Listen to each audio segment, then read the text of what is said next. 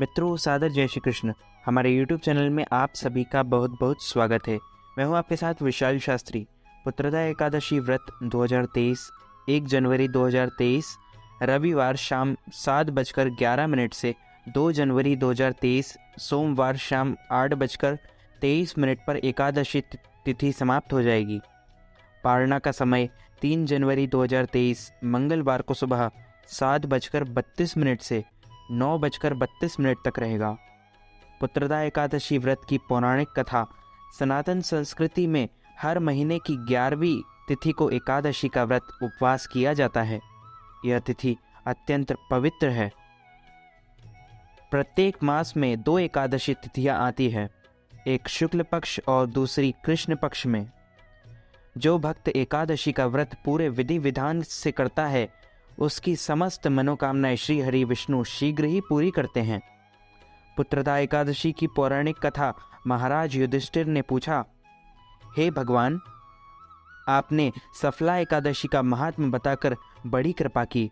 अब कृपा करके यह बतलाइए कि पौष शुक्ल एकादशी का क्या नाम है, उसकी विधि क्या है और उसमें कौन से देवता का पूजन किया जाता है। भक्त वत्सल भगवान श्री कृष्ण बोले, हे राजन, इस एकादशी का नाम पुत्रदा एकादशी है। इसमें भी नारायण भगवान की पूजा की जाती है। इस चर और अचर संसार में पुत्रदा एकादशी के व्रत के समान दूसरा कोई व्रत नहीं है। इसके पुण्य से मनुष्य तपस्वी, विद्वान और लक्ष्मीवान होता है। इसकी मैं एक कथा कहता हूँ, सो तुम ध्यान पूर्वक सुनो। भद्रावती नामक नगरी में सुकेतुमान नाम का एक राजा राज्य करता था। उसके कोई पुत्र नहीं था। उसकी स्त्री का नाम शैव्या था। वह निपुति होने के कारण चिंतित रहा करती थी। राजा के पितर भी रो रो कर पिंड लिया करते थे और सोचा करते थे कि इसके बाद हमको कौन पिंड देगा। राजा को भाई, बांधव, धन, हाथी, घोड़े, राज्य और मंत्री, इन सब में से किसी से भी संतोष नहीं होता था। वह सदैव यही विचार करता था कि मेरे मरने के बाद मुझको कौन पिंडदान करेगा। बिना पुत्र के पितरों और देवताओं का ऋण मैं कैसे चुका सकूंगा। जिस घर में पुत्र ना हो, उस घर में सदैव अंधेरा ही रहता है। इसलिए पुत्र उत्पत्ति के लिए प्रयत्न करना चाहिए। जिस मनुष्य ने पुत्र का मुख देखा है, वह धन्य है। उसको इस लोक में यश और परलोक में शांति मिलती है, अर्थात उसको दोनों लोक सुधर जाते हैं। पूर्व जन्म के कर्म से ही इस जन्म में पुत्र, धन आदि प्राप्त होते हैं। राजा इसी प्रकार रात दिन चिंता में लगा रहता था। एक समय तो राजा ने अपने शरीर को त्याग देने का निश्चय किया, परंतु आत्मघात को महान पाप समझकर उसने ऐसा नहीं किया। एक दिन राजा ऐसा ही विचार करता हुआ अपने घोड़े पर चढ़कर वन को चल दिया तथा पक्षियों और वृक्षों को देखने लगा।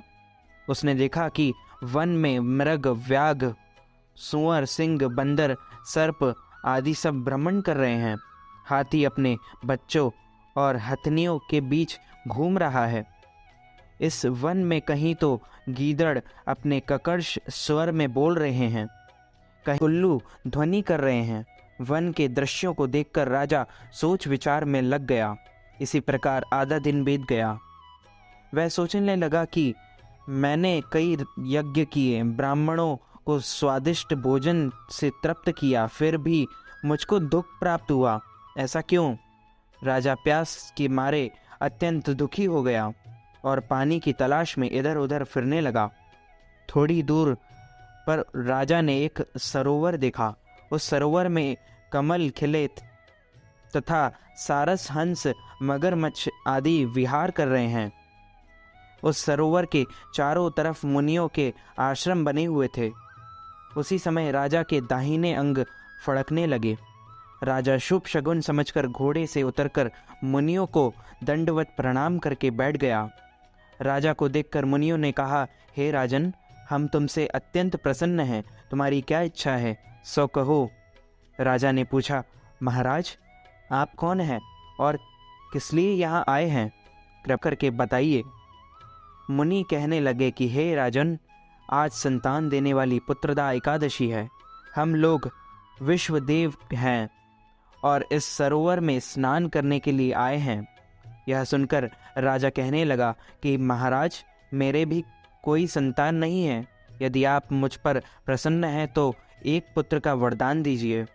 मुनि बोले, हे राजन, आज पुत्रदा एकादशी है, आप अवश्य ही इसका व्रत करें। भगवान की कृपा से अवश्य ही आपके घर पुत्र होगा। मुनि के वचनों को सुनकर राजा ने उसी दिन एकादशी का व्रत किया और द्वादशी को उसका पारण किया। इसके पश्चात मुनियों को प्रणाम करके महल में वापस आ गया। कुछ समय बीतने के बाद रानी के गर्भ धारण किया और 9 महीने के पश्चात उनके एक पुत्र हुआ। वह राजकुमार अत्यंत शूरवीर, यशस्वी और प्रजापालक हुआ। श्री कृष्ण बोले, हे राजन, पुत्र की प्राप्ति के लिए पुत्रदा एकादशी का व्रत करना चाहिए। जो मनुष्य इस महात्म्य को पढ़ता या सुनता है उसे अंत में स्वर्ग की प्राप्ति होती है। लक्ष्मी नारायण भगवान की जय। अच्युतम केशवम राम नारायणम कृष्ण दामोदरम वासुदेवम हरे, श्रीधरम माधवम गोपिका वल्लभम, श्री जानकी नायकम श्री रामचंद्रम भजे, जानकी मनोहरम सर्वलोकनायकम, श्री शंकरादिसेवितम पुण्य नाम कीर्तनम, श्री राम राम राम राम राम नाम तायकम, रामा कृष्णा वासुदेवा भक्ति मुक्तिदायकम, रामा कृष्णा वासुदेवा भक्ति मुक्तिदायकम। मित्रों, हमारे इस ज्ञानवर्धक वीडियो को अधिक से अधिक लोगों तक शेयर कीजिएगा, लाइक कीजिएगा, कमेंट कीजिएगा, कमेंट बॉक्स में जय श्री कृष्ण अवश्य लिखिएगा। मैं मिलता हूँ आपको किसी नई वीडियो के साथ। तब तक के लिए सादर जय श्री कृष्ण, सादर धन्यवाद।